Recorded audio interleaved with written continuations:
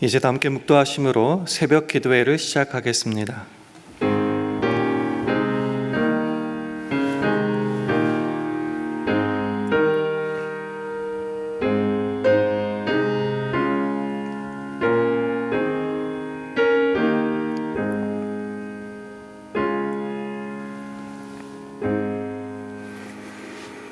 너희는 세상의 소금이니 소금이 만일 그 맛을 잃으면 무엇으로 짜게 하리요? 후에는 아무 쓸데없어 다만 밖에 버리워 사람에게 밟힐 뿐이니라. 너희는 세상의 빛이라. 산 위에 있는 동네가 숨기우지 못할 것이요 사람이 등불을 켜서 말 아래 두지 아니하고 등경 위에 두나니 이러므로 집안 모든 사람에게 빛이 있느니라. 이같이 너희 빛을 사람 앞에 비치게 하여 저희로 너희 착한 행실을 보고 하늘에 계신 너희 아버지께 영광을 돌리게 하라. 아멘. 하나님 아버지, 오늘도 새로운 날을 선물로 허락하셔서 우리에게 보여주신 하나님의 뜻과 목적을 우리 삶으로 살아낼 기회 주시니 참 감사합니다. 오늘 하루도 우리는 세상의 소금과 세상의 빛으로 부름받았음을 깨닫습니다. 그렇게 우리를 부르신 하나님을 우리 삶의 착한 행실을 통해 영광 돌리는 오늘 하루 되게 하여 주옵소서. 그래서 하나님의 사랑받는 자녀된 우리를 이 세상에 나타내고 더불어 우리를 사랑하시는 하나님을 이 세상에 아름답게 증거하는 오늘 하루 우리 모두 되기를 간절히 바랄 때에 예수님 이름으로 기도합니다. 아멘. 다 함께 찬송가 376장 부르시겠습니다.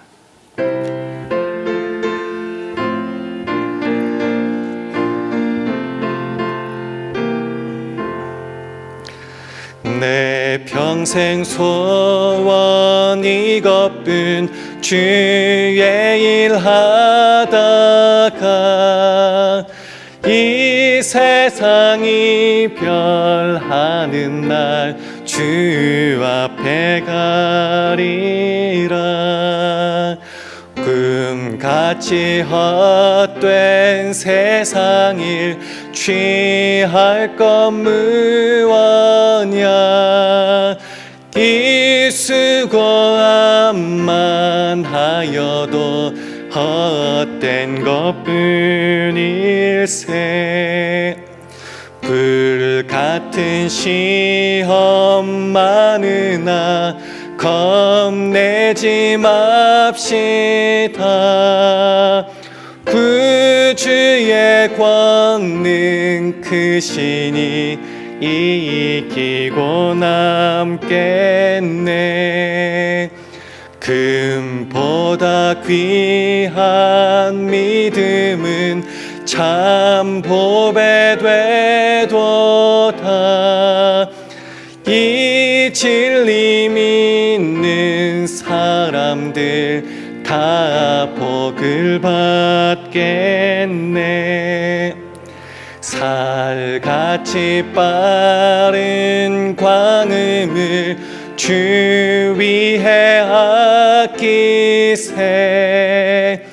온 몸과 마음을 바치고 힘써서 일하세. 아멘.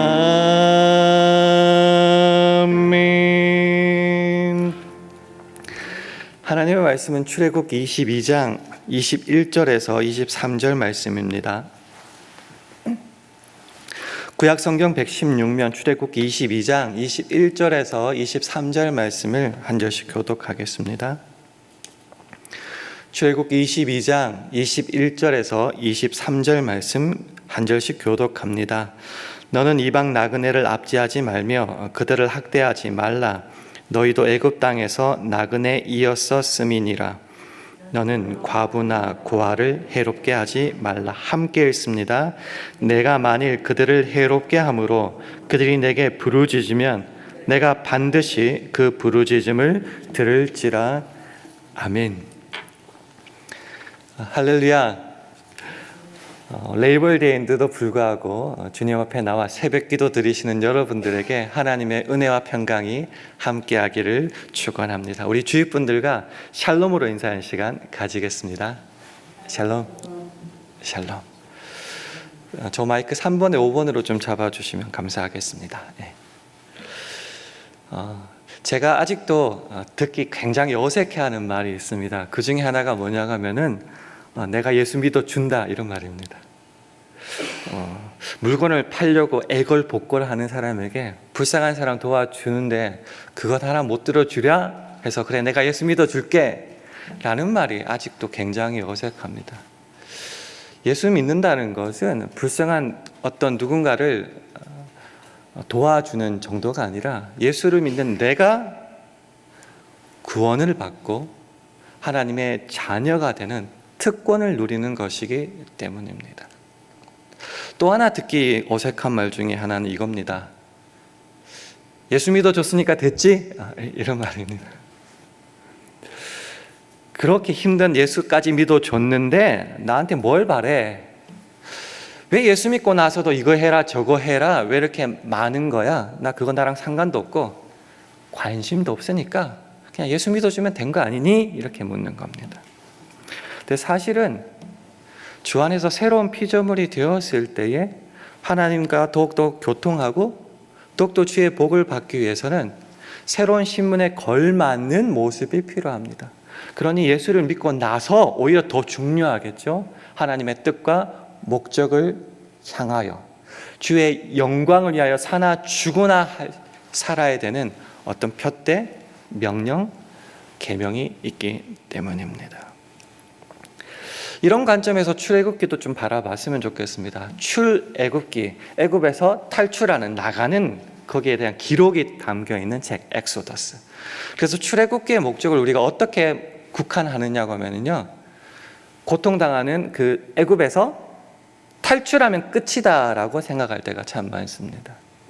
그러니까 바로의 압제하에 있던 그 통치에서 하나님이 큰 역사 은혜를 베풀어 주셔서 탈출하면 이제 우리는 요구하고 만족하는 모든 것이 끝났으니 이제 됐지. 하나님도 더 이상 피곤하게 하지 마시고요. 우리도 이제부터 즐기면서 행복하게 살아가고 싶다라고 생각하며 출애굽기 읽을 때가 많습니다. 만약 이런 관점이 맞다면요, 출애굽기는 언제 끝나야 되느냐? 10가지 재앙 후에 출애굽하면 끝나야 될지도 모르겠습니다. 조금 더 길게 가면은 다시 잡으러 왔죠. 그러니까 홍해 건너고 나서는 출애굽기가 끝내야 될 것 같습니다. 근데 진짜 거기서 끝나나요? 아니요, 놀랍게도 거기서 끝나지 않습니다. 거기에서 이제 기념관 차려놓고 하나님의 은혜 찬송하며 거기서 끝내는 것이 아니라 하나님께서 약속하신 그 가나안 땅으로 들어가야 됩니다. 들어가기만 하면 또 끝인가요? 아니요, 수많은 말씀을 통해서 거기에 들어가서도 하나님의 택하신 백성답게 주의 계명을 지킬 때야만이 그들에게 복이 있다라고 말씀을 하시는 겁니다. 이 내용에 대해서 신명기 6장을 통해서 한번 확인했으면 좋겠습니다. 신명기 6장 1절 말씀을 제가 한번 읽어볼게요. 이는 곧 너희 하나님 여호와께서 너희에게 가르치라 명하신 바 명령과 규례와 법도라. 너희가 건너가서 얻을 땅에서 행할 것이니.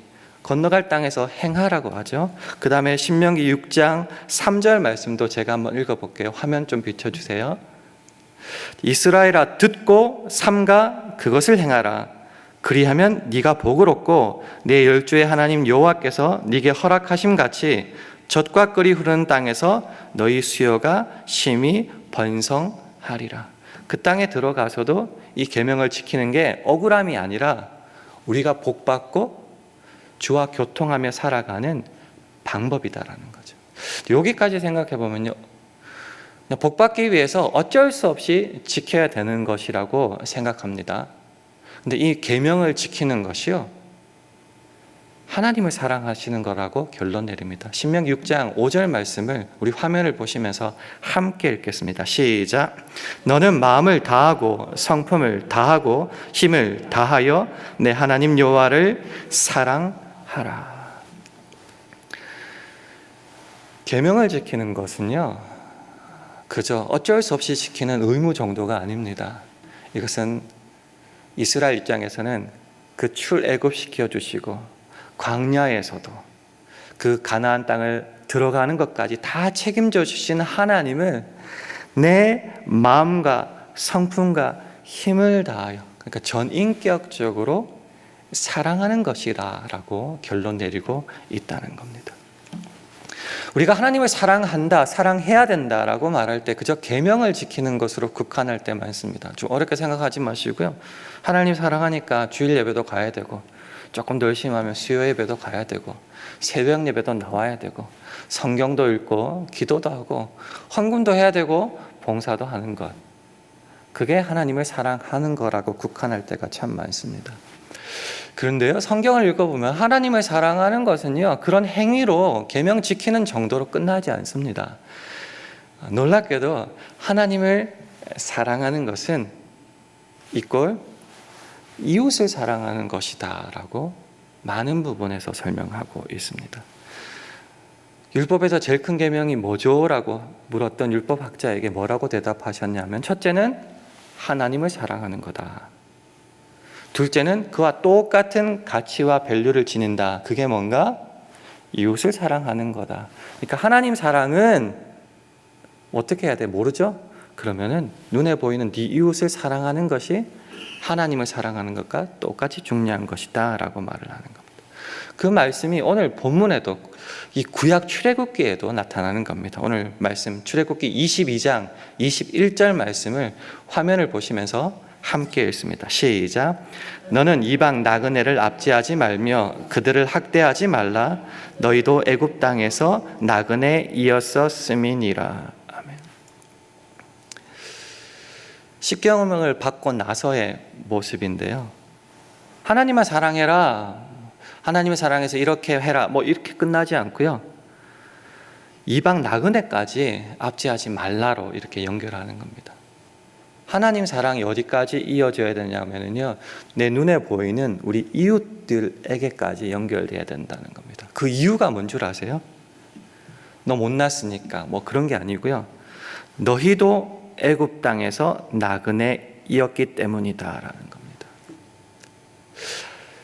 바로 압제하에 고통당할 때에 그들을 왜 구원해 주셨어요?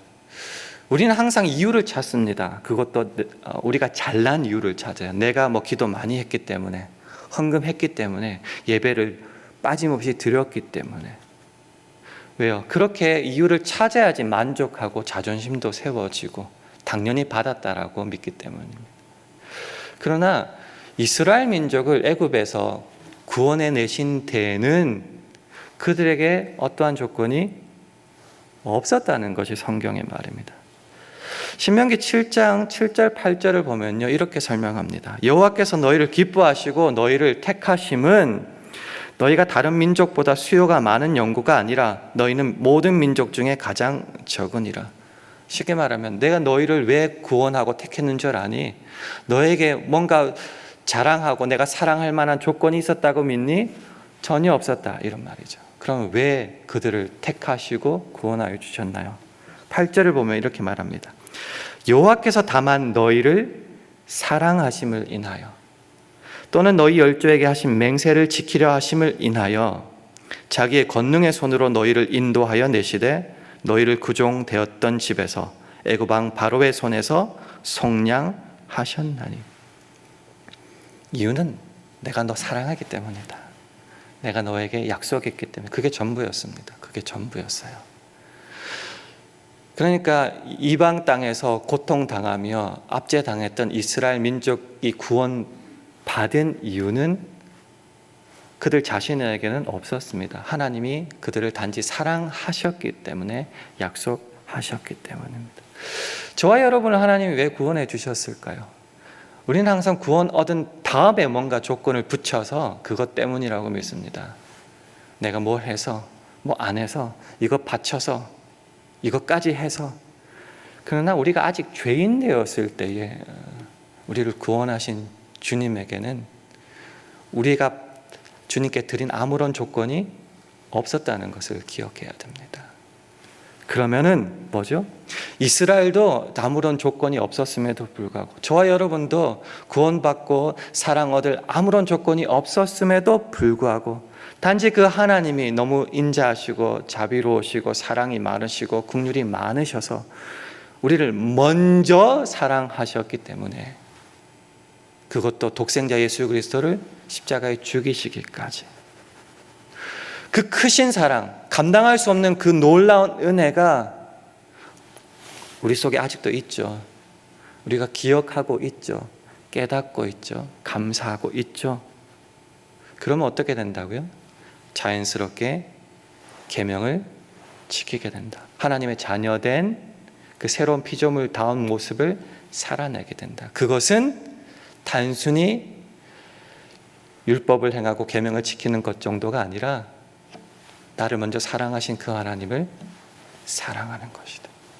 그 하나님의 사랑을 어떻게 나타낸다고요? 결국은 눈에 보이는 내 이웃을 사랑하는 것으로, 대접하는 것으로, 섬기는 것으로 드러낸다. 그래서 이웃 사랑한다는 것은 내가 복받기 위한 조건이 아니라 나를 구원해 주시고 내가 여기까지 있게 하신 그 하나님이 누구이신지를 증명하는 겁니다. 그리고 그 하나님과 내가 어떤 관계인지, 그러니까 그 하나님의 자녀된 나, 복을 받은 나, 그래서 사명자가 된 나를 이 땅에 증명하고 증거하는 것이 이웃을 사랑하는 겁니다. 계명 지켜서 복 받는 거랑 또 확장된 개념이에요. 그래서 이거는 결국은 억지로 안 하면 벌 받고 내 자식들 문제 될 것 같으니까 생각해서 계명을 지키는 것이 아니라 이 땅에 하나님과 나를 증거하는 싸움, 그것이 작게는 하나님을 사랑하는 것이고요, 조금 더 확장하면 이웃을 사랑하는 것이다 라는 거죠. 우리 하나님은 어떤 하나님입니까? 시편 86편 15절에 이렇게 되게 심플하고 정확하게 표현하고 있습니다. 주는 긍휼히 여기시며 은혜를 베푸시며 노하기를 더디하시며 인자와 진실이 풍성하신 하나님이시오니, 그 하나님이 저와 여러분의 하나님입니다. 그 하나님 우리를 사랑하여 주셨고 은혜 베풀어 주셨을 뿐만 아니라 구원하시고 끝난 게 아니죠. 새로운 피조물로서 새 계명도 주셨다는 거죠. 사명자로 우리를 부르셨다는 거죠. 어디의 사명자로요? 이 땅의 사명자로 부르셨다는 거죠. 그러니 우리는 세상에 나가야 된다는 거죠. 변화산에서 제자 베드로가 뭐라고 말했죠? 여기가 너무 좋다고, 주님 만나서 너무 좋으니까 여기 머물고 싶다고. 그때 뭐라고 말씀하셨죠? 세상으로 가라, 등 떠미십니다. 우리는 이 세상의 소금, 이 세상의 빛으로 부르심을 받았습니다. 그럼 어디서 우리의 사명을 증거해야 된다고요? 세상에서 해야 되죠. 그래서 우리의 신앙의 표현의 종착지는 교회가 아닙니다. 교회는 연습장이죠. 은혜를 받는 것이죠. 그럼 어디서 그 하나님의 사랑을 증거해야 된다고요? 이 세상에서라는 겁니다. 마태복음 5장 16절은 말하죠. 이같이 너희 빛을 사람 앞에 비치게 하여. 자꾸 우리는 교회에서만 자랑하려고 합니다. 아니요. 그렇다면은 세상 앞에, 사람 앞에 비치게 하여 뭘요? 저희로 너희 착한 행실을 보고. 왜 착한 행실을 보여야 돼요? 내 자랑, 내 영광을 위해서요? 아니요. 하늘에 계신 너희 아버지께 영광을 돌리게 하라. 하나님을 사랑하고 하나님께 영광 돌리는 게 어디에서 나타나야 된다고요? 세상에서 우리의 착한 행실이라는 그 증거하는 싸움을 통해서 나타나야 된다는 거죠. 그래서 이거는 단순한 의무, 억울함이 아니라 하나님을 사랑하고 하나님을 증거하기 위해 이 땅에서 싸워나가는 거라는 거죠. 착한 행실을 그러면 어떻게 드러내야 됩니까? 이 착한 행실, 예수 그리스도 이름으로 나는 예수 믿었고 너희는 안 믿었고, 자꾸 이렇게 해서요, 주인이 종한테 은혜를 베푸는 정도로 자꾸 전도를 하려고 하고 착한 행실을 베풀려고 합니다. 그래서 자꾸 우리 교인들이 욕먹는 것 같습니다. 아니, 제가 욕먹는 것 같습니다. 착한 행실은 어떻게 해야 되죠? 우리가 아직 죄인 되었을 때 하늘 영광 다 버리시고 그 독생자 예수 그리스도께서 이 땅에 오셔서 오히려 대성물로 죽으신 모습으로 이 착한 행실을 증거해야 됩니다. 인자가 온 것은요, 섬김을 받으러 오신 게 아니랍니다. 도리어 섬기러 오셨답니다. 어디까지 섬기려요? 자기 목숨을 맞은 사람의 대성물로 주는 데까지. 세상에서 하나님을 사랑한다고 너무 주인의식을 가지고 주인처럼 해서는 안 될 것 같습니다. 우리 예수님의 모습을 본받아서 하나님을 사랑하고 그 값어치로 똑같은 밸류로 이웃을 사랑한다면은 이렇게까지 낮아진 모습으로, 섬기는 모습으로, 그들을 위해서 죽는 모습으로, 교회를 향해서 그래서 그리스도의 남은 고난을 내 몸에 채운다는 표현을 우리는 쉽게 넘겨서는 안 될 겁니다. 근데 그게 가능한 이유가 뭐죠? 내 속에 그 주님의 사랑이 아직도 차고 넘치기 때문입니다. 그래서 에베소서 5장 2절은 이렇게 말하고 있습니다. 에베소서 5장 2절 말씀을 우리 화면을 보시면서 함께 읽겠습니다. 시작. 그리스도께서 너희를 사랑하신 것 같이 너희도 사랑 가운데서 행하라. 그는 우리를 위하여 자신을 버리사 향기로운 제물과 생축으로 하나님께 드리셨느니라. 아무것도 안 주고 보여준 것도 없이 우리 보고 사랑해라, 이웃 섬겨라 이렇게 말씀하시지 않습니다.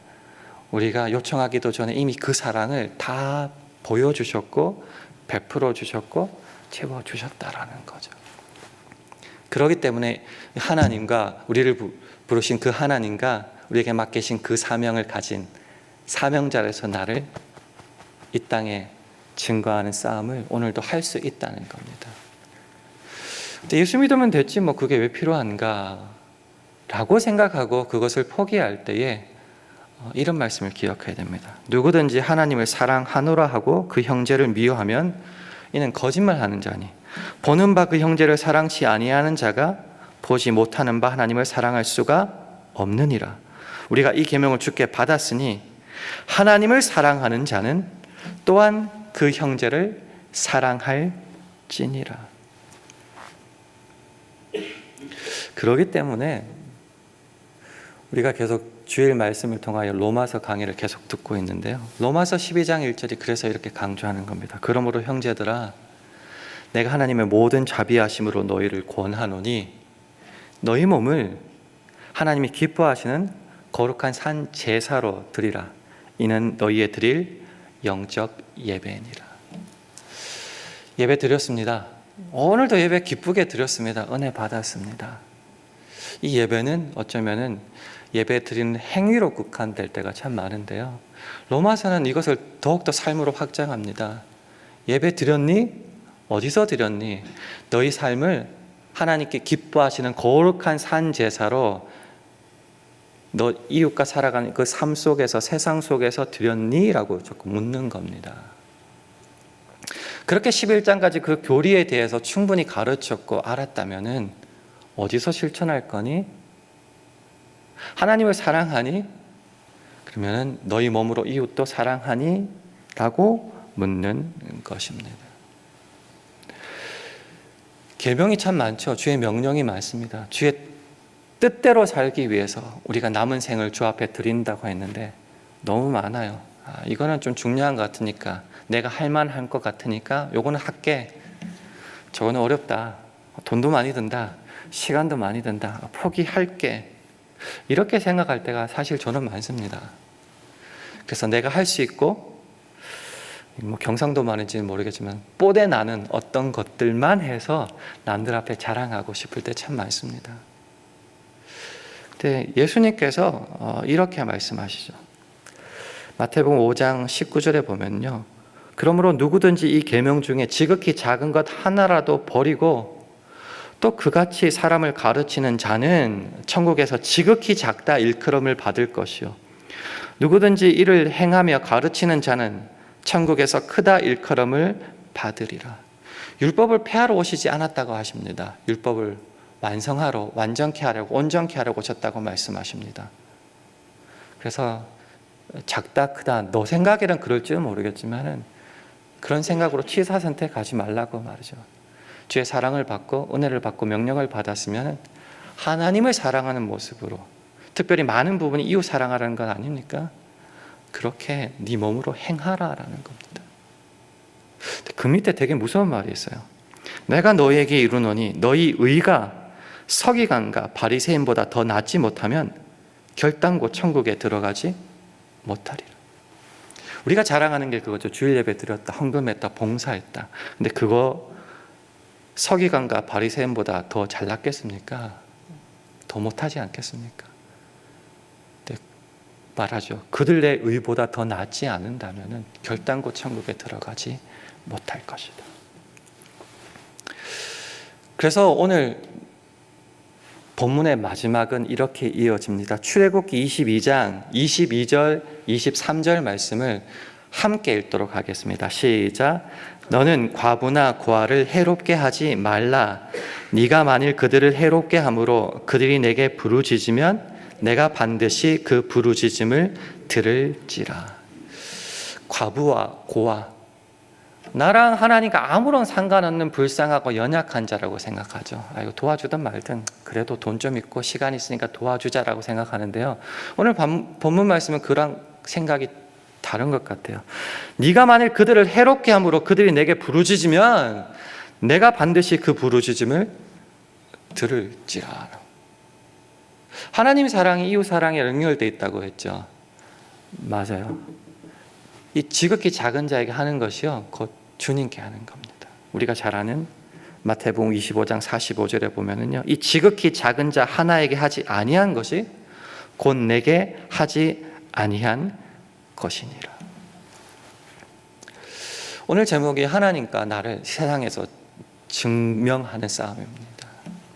이게 뭐 나 잘났다, 나 은혜 받았다, 이만큼 변했다, 뭐 그런 싸움이 아니고요. 내가 믿는 나를 죽을 지경에서 살려주신 그 하나님이 누구신지를 그 하나님이 너무 좋아서 세상에 증거하는 싸움입니다. 그리고 그 하나님의 사랑이 내 속에 차고 넘치기 때문에요, 내가 하나님을 너무너무 사랑해서 그 표현 방식으로 이웃을 사랑하는 것을 증거하는 싸움입니다. 이거는 계명을 지키는 것과 다른 개념입니다. 내가 하나님을 얼마나 사랑하는지를 이 땅에서 증명하는 싸움인데 그 나타나는 형태가 이웃사랑일 뿐입니다. 하나님께 은혜를 받았으니 하나님께 은혜를 갚고 하나님을 사랑하고 싶으시다고요? 어떻게 갚겠어요? 되게 쉽죠. 눈에 보이는 내 이웃을 사랑하면 됩니다. 하나님을 사랑하듯이 그 충분한 사랑을 받았으니 눈에 보이는 내 이웃을 사랑하는 것이 하나님께 영광 돌리는 일입니다. 그러니 오늘은 이렇게 쉽게 결론 내리겠습니다. 우리의 남은 생애를 하나님을 사랑하며 하나님의 뜻대로 살고 싶으십니까? 그러면 뭐 이랬니 저랬니 저거 했니 안 했니 정죄하고 비판함으로 세월 낭비하지 마시고요. 하나님의 구원의 대상인 내 이웃을 하나님 사랑하듯이 사랑했으면 좋겠습니다. 그 좋으신 하나님, 나를 사명자로 부르신 그 주님을 그렇게 이웃을 사랑함으로 내가 이 땅에서 하나님 사랑함을, 하나님이 어떤 분임을 증명하는 겁니다. 그런데 놀랍게도 그럴 때 복까지 더하여 주신다니 얼마나 수지 맞는 장사인가요? 오늘 하루도 밝았습니다. 오늘 하루 예수 믿어줬으면 됐고 이제 더 이상 피곤하게 살지 말자, 그 정도의 신앙이 아니라 우리를 주의 새로운 피조물로 자녀로 삼아 주셨으니 그 자녀다운 신분에 걸맞는 특권을 누려야 되는데 그 특권이 뭔가? 하나님과 나를 이 땅에 증명하는 싸움입니다. 하나님을 사랑하고 같은 크기로 이웃을 사랑하는 것으로. 그럴 때 나도 복을 받고 하나님도 영광을 받는다. 오늘 하루 우리 몸으로 하나님이 기뻐하시는 거룩한 산제사를 이 땅에서 살아가시되 그 모습이 이웃 사랑하는 것으로 드러날 수 있기를 주님의 이름으로 축원합니다. 기도하겠습니다. 함께 기도하실 때 주님, 오늘 하루도 선하신 하나님과 그의 사명제된 나를 증거하는 싸움에 힘쓰는 복된 날 되게 해달라고 기도해 주시기 바랍니다. 우리 샬롬교회와 가정, 직장과 사업, 자녀들을 붙잡아 주셔서 내 주의 사랑이 필요한 수많은 사람들에게 내 몸과 표정과 시간과 물질로 드리는 착한 행실로 인하여 하나님께 영광 돌리게 해달라고 기도해 주시기 바랍니다. 오늘 하루도 오직 성령의 능력으로 행하게 하옵소서. 이런 기도 제목을 가지고 합심하여 기도하겠습니다.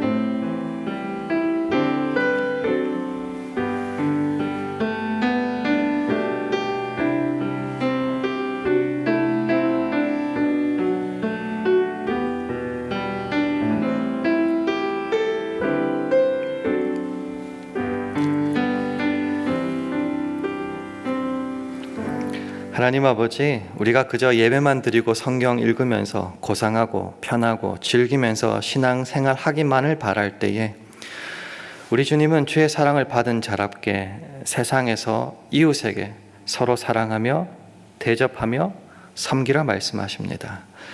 우리에게 어떤 자랑과 의가 없을 때에도 그저 사랑하시기에 먼저 구원의 은총을 베푸신 주님처럼 우리도 이 세상에서 우리의 착한 행실로 그 하나님의 사랑을 증명하게 하셔서 적어도 우리와 샬롬교회 주위에는 하나님의 사랑 때문에 살맛나고 평안을 누리고 죽을 자리에서 살아나는 기적들이 날마다 일어나게 하여 주옵소서. 그래서 그들을 통하여서 하나님이 영광 받으시는 일들이 날마다 일어나게 하여 주옵소서. 예수님 이름으로 기도합니다. 아멘. 하늘에 계신 우리 아버지여, 이름이 거룩히 여김을 받으시오며 나라의 임하옵시며 뜻이 하늘에서 이룬 것 같이 땅에서도 이루어지이다. 오늘날 우리에게 일용할 양식을 주옵시고 우리가 우리에게 죄 지은 자를 사하여 준 것 같이 우리 죄를 사하여 주옵시고 우리를 시험에 들게 하지 마옵시고 다만 악에서 구하옵소서. 대개 나라와 권세와 영광이 아버지께 영원히 있사옵나이다. 아멘.